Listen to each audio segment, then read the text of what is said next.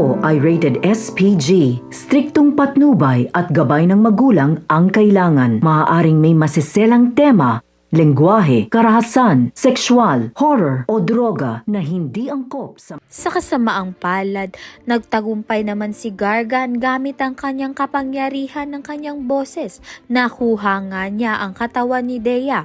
Ngayon, kasama na nga si Dea sa masamang hukbo ni Gargan.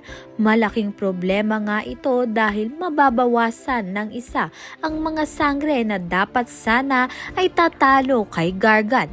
Siguradong mas malaking gulo ang darating dahil ang kakampisanan nila na si Dea, kalaban na nila ngayon. Sa kabilang banda naman nga, pagkatapos ng sapilitang kasal ni na Soldarius at Armea, agad ngang tinignan ni Tabo ng palad ni Armea kinabukasan.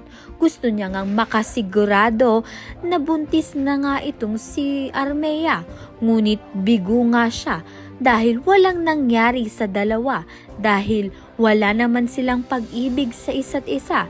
Ginawa lang nila ang kasal para iligtas ang kanilang kaharian na Sapiro. Dahil dito, sobrang ang panggagalaiti ni Tabon. Pakiramdam nga niya, naging walang saysay ang lahat ng pagod niya sa pagpapakasal sa dalawa. Kaya naman nga't yan at iba pa ang dapat nating pakaabangan. Maraming salamat sa iyong panonood.